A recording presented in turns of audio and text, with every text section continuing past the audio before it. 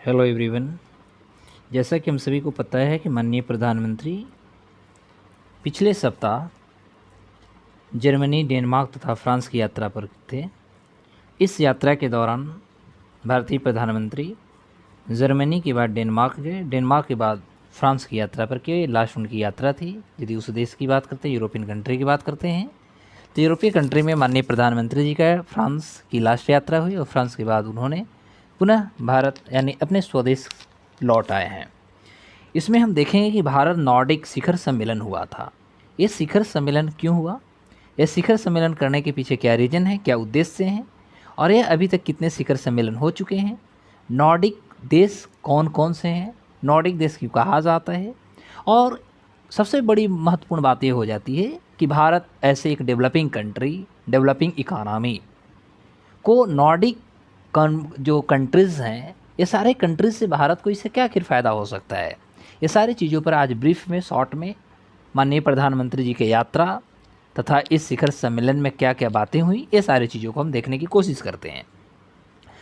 तो हम देख सकते हैं कि भारत के प्रधानमंत्री दूसरे भारत नॉर्डिक शिखर सम्मेलन में भाग लिए थे। ये जो हुआ था, ये सेकंड नॉर्डिक इंडिया जो थी, ये कॉन्फ्रेंस हुई थी।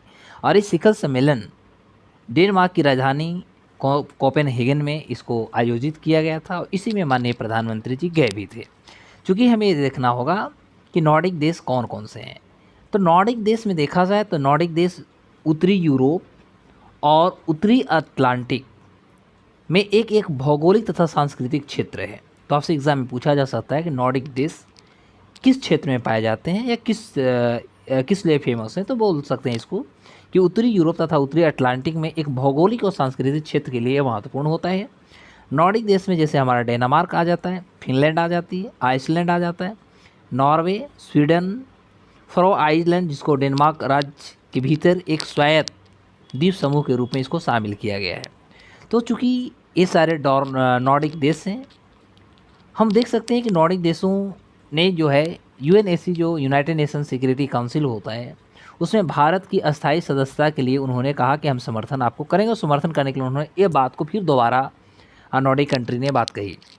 तो कहीं ना कहीं हम कह सकते हैं कि भारत संयुक्त राष्ट्र के सुरक्षा परिषद के अस्थायी सदस्य बनने की चाहत रखता भी है। और भारत ऐसे संप्रभु कंट्री, धर्मनिरपेक्ष यानी डेमोक्रेटिक कंट्री, सेक्युलर कंट्री जो वर्ल्ड में सबसे बड़ी चाइना के बाद जनसंख्या रखता हो, जिसके पास दुनिया का सबसे बड़ा लिखित संविधान हो, जो डाइवर्सिटी में कर सकते हैं ट्रस्ट करता हो, तो ऐसे देशों के नो डाउट यूएनएसी में अस्थायी सदस्य होना चाहिए। तो नेताओं ने जलवायु परिवर्तन से लड़ने और उसे निपटने के लिए मिलकर काम करने पर भी इन्होंने सहमति जताई। ये जो भी नॉर्डिक इंडिया जो भी कॉन्फ्रेंस थी, इसमें बहुत सारी चीज़ें बातें हुई, उस पर भी हम बात कर रहे हैं। तो सबसे पहले तो बात हुआ कि नॉर्डिक जितनी भी कंट्री, तो उन्होंने कहा कि भारत को सुरक्षा परिषद के, संयुक्त राष्ट्र के सुरक्षा परिषद में इसकी सदस्यता मिलनी चाहिए, अस्थायी सदस्य बनना चाहिए। दूसरी बात थी कि जलवायु परिवर्तन से लड़ने के लिए और जलवायु परिवर्तन को कैसे कंट्रोल किया जा सके, इस पर भी आपस में बातें हुई, इस पर सहमति जताई गई। अक्षय ऊर्जा और ऊर्जा विधिकरण जो होती है, स्मार्ट ग्रिड और ऊर्जा दक्षता पर महत्वाकांक्षी सहयोग करने के लिए भी सारे देश ये अपनी प्रतिबद्धता को दोहराए। नेता तथा बहुपक्षवाद और कह सकते हैं सहयोग के लिए अपनी मजबूती को भी देने के लिए, मजबूती दिखाने के लिए एक दूसरे से सहमत भी हुए। माननीय प्रधानमंत्री जी नॉर्डिक कंपनियों को ब्लू इकोनॉमी क्षेत्र में निवेश करने के लिए यानी इन्वेस्टमेंट करने के लिए इनवाइट भी किए। खासतर यदि देखा जाए तो सागरमाला परियोजना में, जो भारत सरकार की जो सागरमाला परियोजना है, इसमें उन्होंने कहा कि ये हमारा ब्लू इकोनॉमी से संबंध रखता है, इसलिए नॉर्डिक कंट्रियों से गुजारिश होगा कि वो सागरमाला परियोजना के तहत वो भारत में इन्वेस्टमेंट को दें। उन्होंने भारत में निवेश यानी इन्वेस्टमेंट करने के लिए नॉर्डिक देशों के सॉवरेन वेल्थ फंड जो होता है, उसको भी उन्होंने आमंत्रित किया है। प्रधानमंत्री ने यह भी कहा कि भारत की आर्कटिक नीति आर्कटिक क्षेत्र में भारत नॉर्डिक सहयोग के विस्तार के लिए एक अच्छा ढांचा प्रदान करती है। तो ये सारे यदि बात देखा जाए, गतिविधि देखा जाए, तो भारत जैसे एक डेवलपिंग जो इकोनॉमी है और विश्व में नो डाउट हम तो कह सकते हैं कि अभी भारत का अपना एक अलग वर्चस्व है, दबदबा भी बन चुका है। तो भारत और नॉर्डिक कंट्री के बीच में जो अभी दोनों के बीच में जो अभी कह सकते हैं कॉन्फ्रेंस हुआ, सम्मेलन हुआ, इसमें ये सारे बातों पर डिस्कशंस किया गया है।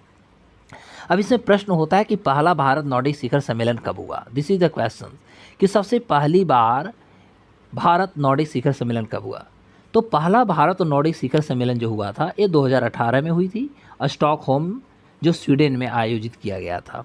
ठीक है, उसके बाद एक और क्वेश्चन बनता है कि भारत नॉर्डिक जो शिखर सम्मेलन होते हैं इसका महत्व क्या है, what is importance behind it.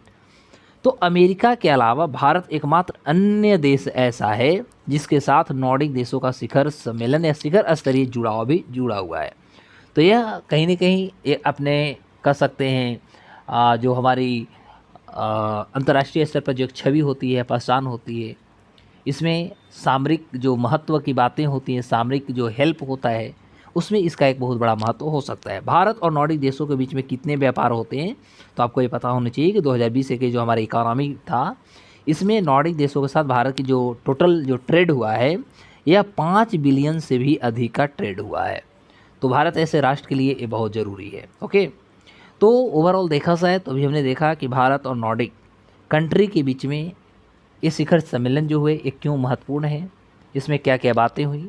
ये एग्ज़ाम के पॉइंट ऑफ व्यू से, चाहे पीटी की बात करते हैं चाहे मेंस की बात करते हैं, तो इतने सारे चीज़ें हैं, ये सारे मैटर को चाहे तो आप बहुत ज़्यादा इलाबोरेट भी कर सकते हैं, इससे आपकी मेंस भी बहुत अच्छी हो सकती है। फिर इसी तरह छोटे वीडियो के साथ मिलेंगे, तब तक के लिए बाय बाय, नमस्कार, जय हिंद।